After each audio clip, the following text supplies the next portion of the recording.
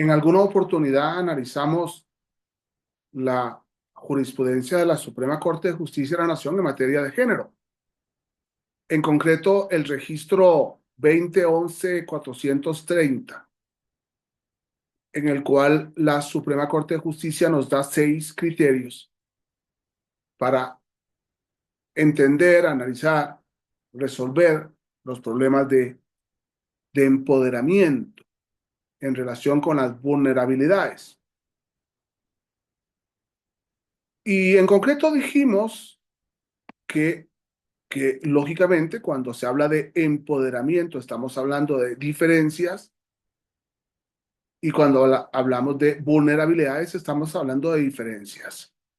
Por eso el discurso igualdad y no discriminación es un discurso equivocado de la Corte Interamericana y de la Comisión Interamericana que desgraciadamente ha hecho suya la Suprema Corte de Justicia de la Nación. O sea, hay una tendencia a copiar sin darse cuenta de las contradicciones interminis que se dan al copiar criterios que no están pensados. Lógicamente, yo no quería volver a la jurisprudencia de la Suprema Corte de Justicia, aunque no ignoro la obligatoriedad de esa jurisprudencia y de hecho por ello he escrito cómo juzgar en perspectiva de género para tratar de contrarrestar lo ideológico a lo jurídico. Y quería enfocarme hoy en 3 criterios que se leen y que podría ser suficiente nada más leerlos en los protocolos de la Suprema Corte de Justicia en materia de perspectiva de género. El primer criterio, el primer criterio de la Suprema Corte de Justicia es eh, admitir la siguiente frase, comillas, y leo: comúnmente el sexo se ha concebido como el elemento que distingue a las personas como mujeres o hombres sobre la base de criterios biológicos. Punto. Por lo general, es asignado al momento del nacimiento con el simple examen de los genitales externos. Pero aun cuando es socialmente admitido que la apariencia de los genitales es suficiente para clasificar los cuerpos, en realidad el sexo depende de distintas áreas fisiológicas para su determinación. Protocolo de la Suprema Corte de Justicia. Contradiciendo los criterios biológicos. Segunda frase. Cotidianamente pensamos que las personas deben tener el cuerpo con las características del sexo que les fue asignado al nacer, o que una mujer debe verse de cierta forma y un hombre de cierta otra. Sin embargo, como hemos mencionado en párrafos previos, estoy leyendo el protocolo. Biológicamente los cuerpos no se rigen por criterios tan exactamente definidos como se nos ha inculcado.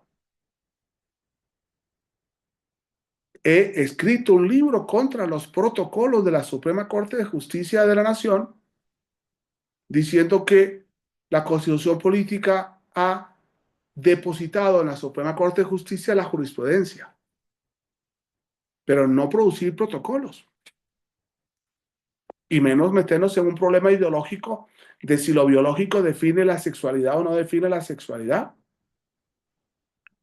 Y una tercera idea de los protocolos de la Suprema Corte es que tradicionalmente, estoy leyendo literalmente, tradicionalmente se pensaba que el rasgo que definía que una persona fuese mujer u hombre y que se comportara,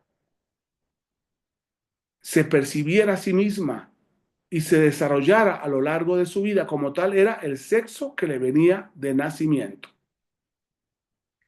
No obstante, en las últimas décadas, gracias a los estudios provenientes de las teorías feministas, se identificó que en la sociedad el ser hombre o el ser mujer no depende en exclusiva de las características biológicas con las que se nace, sino que existe toda una construcción cultural en torno a lo que significa y lo que implica ser de un sexo o de otro. La Suprema Corte de Justicia, con sus protocolos, me enfrenta a ese grupo de personas que consideran que hay 34 preferencias sexuales. 34 preferencias sexuales de las que están ahí en los catálogos, porque podríamos ir pensando en otras preferencias sexuales que además nosotros hemos hablado acá de esta realidad de las preferencias sexuales. La Suprema Corte no está para decirnos si el sexo biológico o no el sexo biológico. La Suprema Corte está para resolver conflictos que nos llevan a los tribunales para que ellos nos den una solución conforme a la Constitución y a la ley, pero no para producirnos conflictos biológicos, psicológicos, psico, psicológicos. Me parece serio, me parece muy serio la posición ideológica que ha asumido la Suprema Corte de Justicia de la Nación. ¿Por qué confiamos en los tribunales en todo el mundo? ¿Y por qué tenemos que confiar en los tribunales en México? Porque los jueces, lo digo con toda mi experiencia de juez, estamos sometidos a la Constitución y a la ley. No inventamos la Constitución y la ley. No creamos la Constitución y la ley. Nosotros estamos sometidos a lo que dice la Constitución y a la ley. Y tenemos que aplicar la Constitución y la ley al caso concreto, no inventando ideologías de género para meter a las personas en una ideología de género. Es muy importante saberle cobrar, exigir, obligar a la Suprema Corte de Justicia a proceder conforme a la Constitución y a las leyes, para que deje de estar inventando criterios ideológicos contrarios a la biología que van a perjudicar, lógicamente, a los ciudadanos mexicanos. Qué serio, ¿eh? Lo que acabamos de leer. Muchas gracias.